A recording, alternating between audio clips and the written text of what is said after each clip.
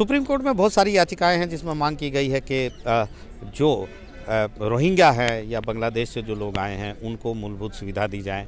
लेकिन यहाँ पर एक और मामला है जिसमें पाकिस्तान से जो शरणार्थी आए हैं, जो हिंदू हैं, जो वहाँ से प्रताड़ित होकर यहाँ पर आए हैं और जिनको नियमों के तहत केंद्र सरकार ने नागरिकता भी दे दी है, उनको उनके घरों को खतरा है। दिल्ली के मजनू के टीला में वो रहते हैं, जिनको हटाने के आदेश हुए थे। दिल्ली हाई कोर्ट ने हटाने पर रोक लगाने से इनकार कर दिया था। मामला सुप्रीम कोर्ट पहुंचा और सुप्रीम कोर्ट ने उस पर स्टे किया था 29 अगस्त पिछले साल कि उनको हटाया नहीं जाएगा।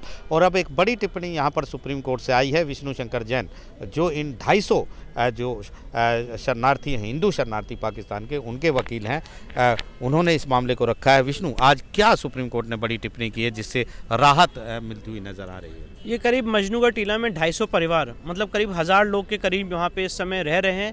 और ये सब वो लोग हैं जो पाकिस्तान से अपने धर्म के आधार पे प्रताड़ित होके उन्होंने यहाँ पे माइग्रेट होके आए थे और फिर सिटीजनशिप अमेंडमेंट एक्ट के तहत उनको सिटीजनशिप मिली थी। विगत 12 सालों से वो मजनू टीला में जो तिब्बतियन कॉलोनी है उसके बगल में ही कैंप लगा के वहाँ पे रह रहे हैं। अब स्थिति ये है कि वहाँ पे पहले डीडीए ने उनको वहाँ से हटने के लिए कहा।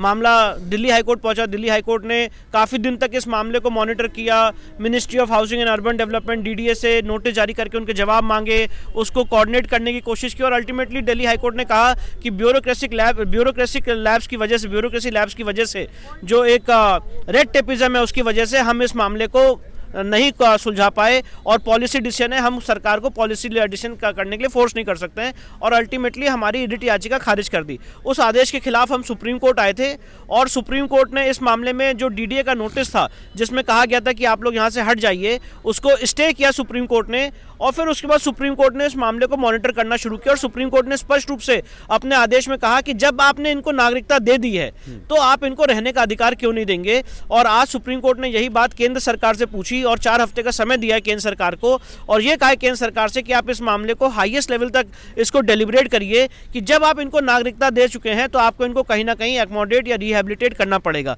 मैं बताना चाहता हूं कि ये ऐसे लोग हैं जो करीब 1000 लोग से ज़्यादा लोग वहाँ पे रह रहे हैं, जो अति पिछड़े हैं, अति गरीब हैं, schedule caste schedule tribe community से आते हैं, SC/ST कम्युनिटी से आते हैं।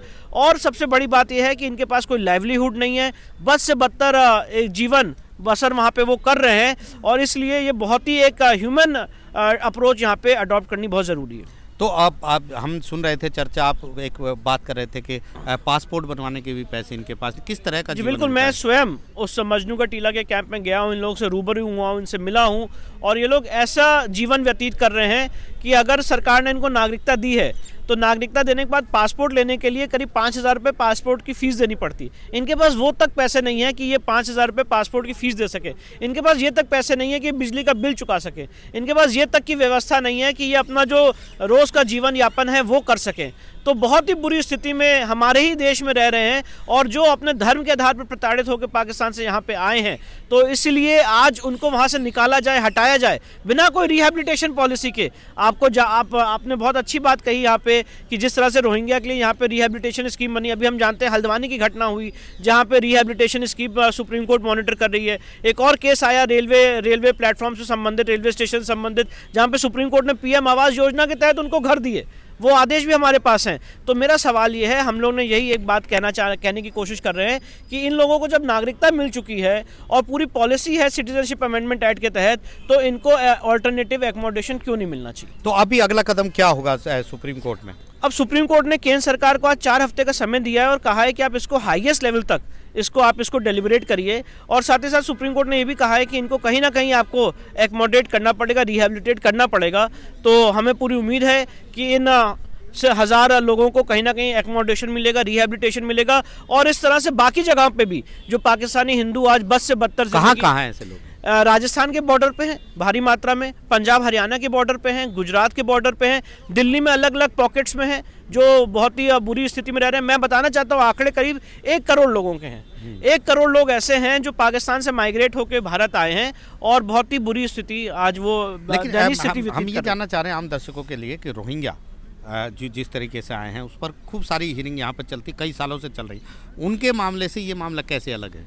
उस मामले से मामला इसलिए अलग है क्योंकि इनको सिटीजनशिप अमेंडमेंट एक्ट के तहत नागरिकता दी जा चुकी है। मतलब ये कानूनी तौर पर भारत के नागरिक बन चुके जी जी बिल्कुल, कानूनी तौर पे केंद्र सरकार ने एक पॉलिसी लाई जिसमें केंद्र सरकार ने कहा कि 31 दिसंबर 2014 से पहले जितने हिंदू, क्रिश्चियन, जैन, सिख, बौद्ध जो पाकिस्तान, बांग्लादेश और अफगानिस्तान में अपने धर्म के आधार पर प्रताड़ित हुए हैं, अगर वो भारत आ गए हैं या आ चुके हैं तो उनको हम भारत के कानून के तहत, सिटीजनशिप अमेंडमेंट एक्ट के तहत इनको हम नागरिकता देंगे। और उनके बाद उनको नागरिकता दी गई। तो जब वो भारत के नागरिक बन चुके हैं तो आर्टिकल 21 के तहत, ओल्गा टेलिस मिल्स के जजमेंट के तहत उनका भी फंडामेंटल राइट है, राइट टू लाइवलीहुड का और राइट टू प्रॉपर एकोमोडेशन का, right to life with dignity का। और इसीलिए ये केस रोहिंग्या से एकदम अलग है। यानी सरकार यहाँ पर वो दुहाई नहीं दे सकती कि ये गलत तरीके से घुसे हैं, ये अवैध घुसपैठिए हैं, भारत की संपदा पे इनका हक नहीं हो सकता। नहीं। इस तरह की दलील दे भी नहीं सकती और ना सरकार दे रही है। पर सबसे बड़ा सवाल यह है कि सरकार इनको एकोमोडेट भी नहीं कर रही है। जी। और सरकार ही इनको निकालने के लिए नोटिस जारी कर रही है बिना कोई रिहेबिलिटेशन पॉलिसी के। ये सबसे बड़ी एक दुविधा है। तो साफ तौर पर सुप्रीम कोर्ट का एक बड़ा सवाल है, जब आपने नागरिकता दे दी तो फिर घर इन लोगों को कौन मुहैया करेगा। नई दिल्ली से आशीष भार्गव, NDTV इंडिया।